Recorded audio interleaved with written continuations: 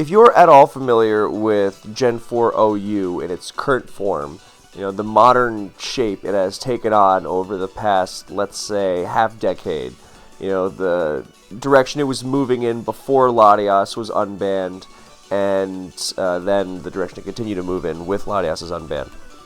Your conception of the tier generally is going to not include Scizor that much. It's going to revolve around things like Jirachi, and then there's, Spike's teams, there's like Latias and Clefable, and then there's offensive teams like Gyarados and Breloom, and, sometimes Heatran, DDT-Tar, stuff like that, right? And Scizor is a Pokemon that you kind of acknowledge the existence of, but you don't see very much, and when you do see it, sometimes it does some cool things, but nothing really metagame shattering. It can pull off a great SD sweep sometimes, but nothing you really think about a lot. And this is quite a departure from Scizor's old stature as one of the most elite spammed Pokemon in the tier. It used to be number 1 in usage, and I have evidence for this. November 2008, this was shortly after Pokemon Platinum was released in Japan. This shook up the metagame with things like the Rotom forms coming into existence, Outrage Salamence, Shaman Sky was briefly in OU, and of course Scizor got Bullet Punch. And BP Scizor is obviously the greatest thing ever, and people realize, oh, this thing has an incredibly strong priority move, which we need to take on these crazy things running around the metagame. And it keeps momentum with a stab U-turn, the strongest in the game. And it even has Pursuit. I mean, what more could you want from the Choice Banner? The fact that it also got Superpowers coverage was just, the cherry on top. And so you had this incredibly easy to spam Choice Banner on offense teams. All kinds of offense teams. It didn't necessarily have to be the Art of U-Turn, M Dragon's old team, which just had U-Turn on Uxie and Flygon, and I don't think it had Infernape. U-Turn and Infernape would become popular later. But, it didn't necessarily have to be that. Scizor was just an amazing Pokemon on every offensive team because it had the Dragon Resist you needed so badly in this era of Outrage Ments and Draco Meteors being thrown around everywhere, especially because Latias was soon to be unbanned. Yeah, it was number 1 in usage before Latias was unbanned, so you can just imagine how much more popular it became afterwards. And it just did everything. It had the defensive and offensive capabilities you needed to switch into things and then dish the hits out, whether it was maintaining momentum with U-turn or picking something off with priority, cleaning up late game, even pursuing something, Superpowering Heatran that thought it could safely absorb a U-turn or a Bullet Punch. Very fun stuff. Anyway, so Scizor was everywhere. And when I say everywhere, I mean it wasn't like Lando T in the next couple of generations. It wasn't eclipsing 60, 70% usage or whatever it was. At its peak, I think in the fall of 2009, right after Heart Gold and Soul Silver were released, then it had a couple months where it eclipsed 30%. I think its peak was around 32. And then it stayed number 1 from November 2008 to June 2010. And there really wasn't any competition for what else would be number 1. Nothing else was as spammable. I mean, even it wasn't the best Pokemon in OU. People were considering that to be Salamence for a long time, but Salamence was not as spammable. I mean, not to say that Salamence wasn't the most spammable thing ever, but Scizor was just so easy to use and so easy to slap on a team. So, from November 2008 to June 2010, which was after Latias was banned and when Salamence was being suspect tested, and the following month, July 2010, was when Salamence was banned, was on its way out, and then Heatran would overtake Scizor as number 1 in usage. So, but through this point, it was just everywhere because of its Choice Band set. And that was its go-to. It could feasibly do other things, but it was CB through and through. So then, once Salamence gets banned and you no longer need this strong priority move to keep DD Ments in check, Ice Shard is better at KOing DD Ments, but Scizor's Bullet Punch, checks pretty much the entire metagame, and with a lot more power than Mamoswine's Ice Shard. So, especially Weavile's Ice Shard. So, it was just so good. I mean, the metagame was revolving around Scizor to the point where people started running Protect Gengar with HP Fire and Magnezone because if Scizor switched into Gengar, as it did, you were like, okay, is this going to bullet punch me, or is this going to pursuit me? You know, and if it reveals BP, then you switch out to Magnezone. Or, it didn't have to be Magnezone, it could also be Heatran if you wanted. But generally, Magnezone. Okay, and it shows Pursuit. The problem, if you have only Focus Blast, then you don't actually KO it. But with HP Fire, it shows Pursuit, and so you have HP Fire and you take it out. You know, HP Fire was on so many things. I mean, I still remember the damage rules. Like, standard Celebi needed Scizor to switch into Stealth Rock twice before HP Fire would KO it. Or things like, I was running a Charge Beam HP Fire Cresselia around this time, and it nailed Scizor, like, a lot. So, yeah, CB Scizor, this was obviously going to drop out of the... okay, when I say drop out of the metagame, I don't mean completely. It wasn't like, you know, Salamence was banned, everyone would snap their fingers and say, that's it, no more CB Scizor. But its usage was obviously, you know, it was a lot less useful when there was no Latias to Pursuit, and there was no Salamence to Revenge Kill. I mean, yeah, it can do other things, of course, but it was less important. Now, people had already been experimenting with Scarf Scizor, which was inspired by Scarf Tyranitar, of course, which was becoming more and more popular as people realized just how ridiculous Specs Latias was, especially with spikes. And so people realized, hey, Scarf Scizor is good because now you don't have to be in pristine condition to necessarily take Latias out. And the advantage you have over Scarf T-Tar is that you can reliably pursue Gengar now. You're not no longer as afraid of the Protect HP Fire thing because you just outspeed and pursued it either way. So it's win-win for you, lose-lose for Gengar. And with the growing popularity of Sub-Pain Split Gengar, then you would be able to take that on a lot better than Scarf T-Tar, because unlike Scarf T-Tar, Scizor can actually take a Focus Blast. So Scarf Scizor started seeing some popularity, and saw some more popularity after the Dragon Ban, because you could use it to take on things like Starmie. You had the fast, strong stab U-turn for things like Shaman, which were becoming popular. It was just generally a decent Pokemon. And the nice thing about it was that you could run a non-Scarf T-Tar, you know, and not be destroyed by Gengar or Starmie, for example. You could run DD or Choice Band or, you know, Mix or whatever. You know, so you saw a lot of Scizor T-Tar pairings in that sense. So it was nice, because obviously Scizor is not a T-Tar replacement, because, I mean, if you have a team that relies on T-Tar to handle Zapdos and you slap Scizor in that place, then you are going to get absolutely destroyed. But yeah, Scarf Scizor was pretty good, but it wasn't really, you know, a metagame shaker. It was, I mean, some people were leading off with Scarf Scizor because they were like, I'm going to take advantage of all these CB Ace Elf leads and these Colbert Ace Elf leads that were popping up in the wake of Lead Machamp. So that was actually a thing that was used for a while, semi-seriously. Yeah, and if you want to see, if you feel like doing some digging, you can go back to this era of the Latias era on YouTube. You'll see a lot of shoddy battles if you want to watch screen recordings of that very visually minimalist program.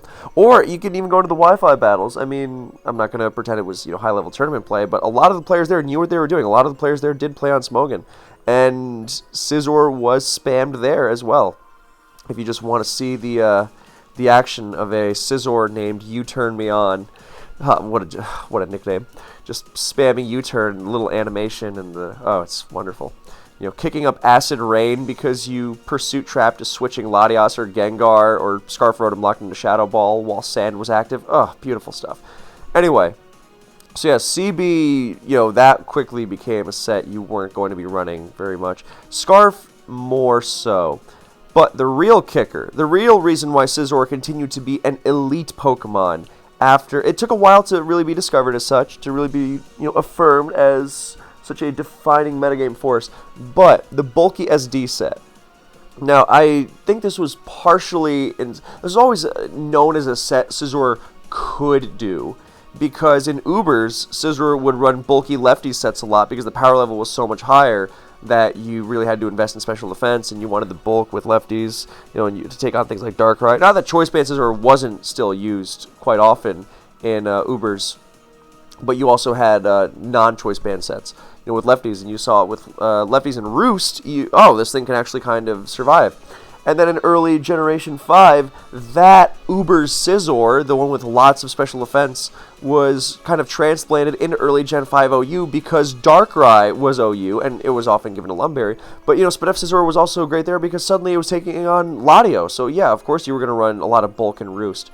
And it was just generally the go-to Scizor set early on. And as DPP continued to get played, then this set kind of started taking hold in the minds of some players. And I give a lot of credit to this team Egbert built with Bulky SD Scizor. That was really the first defining one of its kind, and it set the tone for a lot of what Bulky offense would become. And it showed just how good this thing was. And so the basic tenet of Bulky SD Scizor was that, yes, fire moves do exist, but the Pokemon using fire moves most often, Heatran and Fernape, they get worn down. Because Heatran's go-to set was Shuka, Berry, Rocks. It would get worn down with Rock, with just Stealth Rock as well. It would get worn down taking hits from things like Zapdos. I used to love pairing Bulky SD with Spec Zapdos, or just any offensive Zapdos. And, Heatran also loved to blow up a lot, so you just kind of had to hang back and wait a little bit. And you would eventually wear that. I mean, if their fire move user was Infernape, that's the easiest thing to wear down ever. And Scizor was bulky enough. Well, first of all, other fire move users like Dragonite or sometimes T-Tar, then those you could hit really hard with a powerful Bullet Punch. And Scizor was bulky enough to take HP fires from offensive Shaman even with the special defense investment. And another reason this was so good because it was taking on so many of the defining offensive Pokemon at the time. With special defense investment, you're not scared of offensive Suicune. You destroy that one-on-one.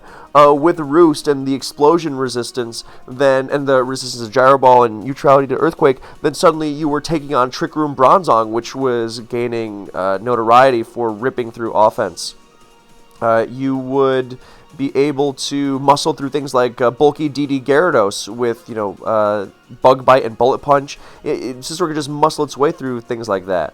And you could even, God, what's the other thing? Oh, Gengar, of course. Sub-Split Gengar was absolutely everywhere. And here's a Pokemon that could actually switch into it and deal with it quite well. So you could, you did things like you just devoured Super Rachi, for example. So Scizor made its way through a lot of offensive Pokemon.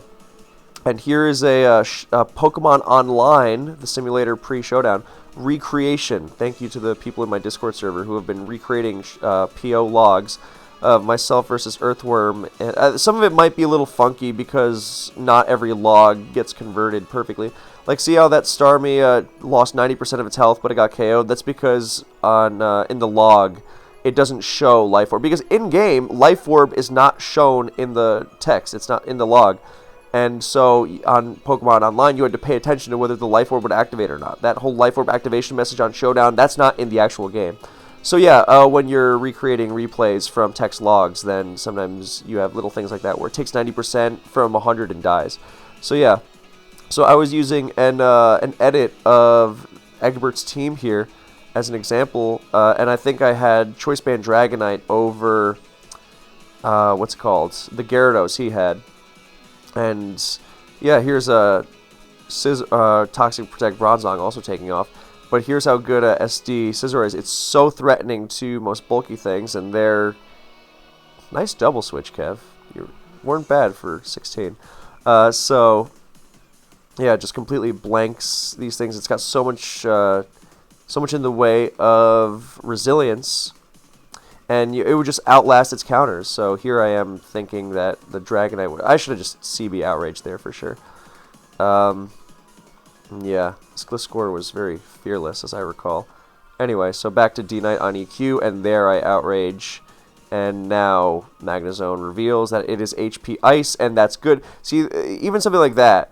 Because previously, if you were HP firing Scizor, it was because you needed to deal with Choice Band as soon as possible, because it was such a metagame force. But now, in the post-Dragons era, it was, okay, I don't need HP fire for Scizor as badly because A, it's not as common, B, it's not as good. So I can run HP Ice Shaman more effectively, for example, on Earth Power sets.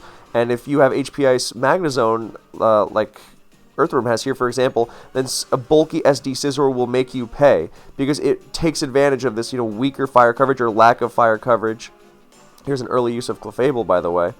Why did it stay in? I showed superpower. Whatever. I'm not going to. Yeah, so now look at what Scizor does. Here's a perfect example. Magnezone is a strong Pokemon, right? Special attack on par with Heatran, Stab Thunderbolt, and what does Thunderbolt do? Not even half. And Scizor just smashes its way through it. It's beautiful. And it can even roost. I mean, I don't know if Earthworm was expecting roost there or not, but I guess not. But, yeah, this is why it, muscled its way through, like, Gyarados and things like that. And, yeah, see, it died on 3% because of the log thing. But, yeah, incredible poke. And now, obviously, I'm switching out of HP Fire here.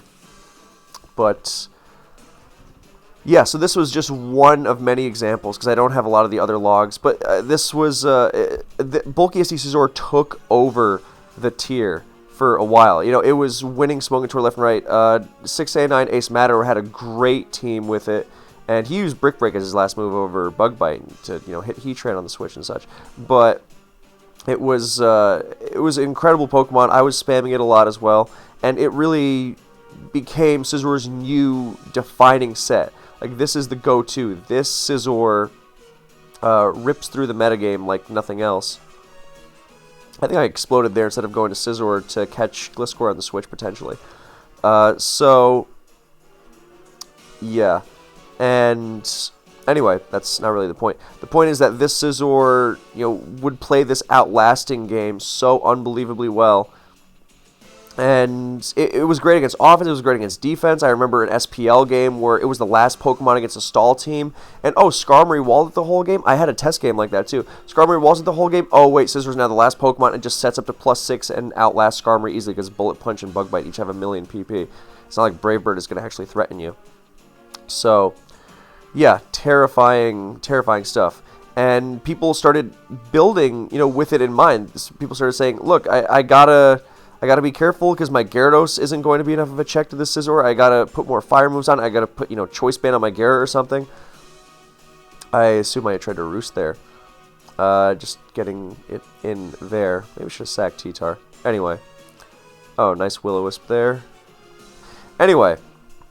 So, yeah, this was where Scizor's place was for a long time. So, let's say it really started taking off in 2012. And it wound up staying that way as a defining threat through, I don't know, until, let's say, 2018, 19-ish is when it started, going down. And why was it going down? We have to answer the question, what happened? And the answer is Jirachi. Like, this also is going to tie into another video I'm making about the rise of physical Jirachi and how it took over the metagame. But, previously, post-Dragons, a lot of Jirachis were like Scarf and Superachi with T-Bolt HP Ground. And then it was eventually discovered that, Rocks, Body Slam, Iron and Fire Punch was this amazing set. Sub over Rocks. And then I was experimenting with things like Protect over Rocks. And it wasn't just that this was a great set that was really annoying. It was that this Pokemon took on the metagame so incredibly well. And for a long time, people were worried that offense was too difficult to deal with in DPP, which was nonsense. But people were thinking it. And then people realized that several Jirachi sets, especially the offensive one, or especially the defensive ones, but the offensive ones were more threatening, that they provided a lot of security. They were able to slow down this fast-paced metagame everyone was so afraid of. And the problem is, Bulky SD Scizor was shown when its checks were easier to wear down. And, when you would do something like, oh, you switch into a Vaporeon that thinks it's going to Wish Protect on your Choice Band U-turn, it's going to lock you out. Oh, no, you take advantage of that Vaporeon. No, it's, also SD U-turn Scizor started becoming popular, too, it was always at its best with Bug Bite, but it meant you could early game momentum with U-turn. You could slow turn on Wish Protect Jirachi, which was actually incredible. You could do things like U-turn into Magnezone. You could U-turn into a billion things. It was obviously a great option. Anyway, the point is, Jirachi was taking over the metagame because of how well it wrested control against this fast-paced metagame. And the offensive Fire Punch sets in particular they stuck around and they checked everything, from T-Tar to Gyarados to Dragonite to Kingdra to Suicune, just through sheer Jirachi magic. And when this is actually, bulky SD Scizor had the same problem that happened to SD Lucario. Previously their other checks were very easy to deal with, but suddenly they were Pokemon dealing with Fire Punch Jirachi as their best, most common check. And when that is your best, most common check, you have a problem because it famously sticks around for a while. So suddenly you couldn't slap on Scizor as much and play the regular Scizor game. You had to really deal with Jirachi, and the whole metagame was having trouble dealing with Jirachi. So, forget Scizor itself. And it was really that. And here's the other problem. Jirachi is competing for that bulky steel type, providing offense and defense against the metagame at large, where you have that Dragon Resist, you have that sheer bulk to take on things like Gengar. Now, of course, they're not exactly the same Pokemon. Jirachi being weak to Earthquake makes a major difference, because Scizor was not just taking on Trick Room Bronzong, it was taking on Agility Metagross, one of the most terrifying late-game cleaners. So, yeah, that was a really, really huge one. And Jirachi was not the same exact thing, but Jirachi was also cutting through the metagame a lot more easily because of its natural speed and, better typing overall. Things like a Rock Resist, for example, or, being able to switch into Breloom a lot more effectively and actually threaten it. So, that's just one of many million examples. So, with Scizor, then you had this Pokemon that is taking on the offensive side of things defensively and threatening sweep defense offensively in return. And Jirachi does that same thing, but it's also checking Scizor, and it's also better against the metagame at large. And that is really what the problem was with Scizor. And it was a shame how it affected Lucario too, because these two used to, Scizor and Lucario used to be defining, these late game SD sweepers. One was more aggressive than the other, sure, but they were the, two sides of the same coin. And then, Jirachi with its fast Fire Punch stuff kind of popped up and didn't completely snuff them out, but really, really limited them. So what the thing is, though, the good thing is that bulky SD Scizor is still a good Pokemon, because remember that whole thing about how it could take on weaker fire coverage? Yeah, it can still do that against Fire Punch Jirachi. So what you can do, nowadays the metagame is less about, sub-split Gengars and offensive Suicunes, so you don't need to use especially defensive Scizor as much. You still like a little bit, of course, because a Pokemon called Latias is running around, but you're not going to really be using it to switch into Draco Meteors repeatedly. Its strength is more going to be locking down those late-game scenarios, because, again, a lot of people now are running, for example, Scarf Magnezone with HP Ground has become a thing in recent years. And, if we need an example of how, and that is their anti-steal mechanism. This is how I deal with Jirachi, so that's how I deal with steals.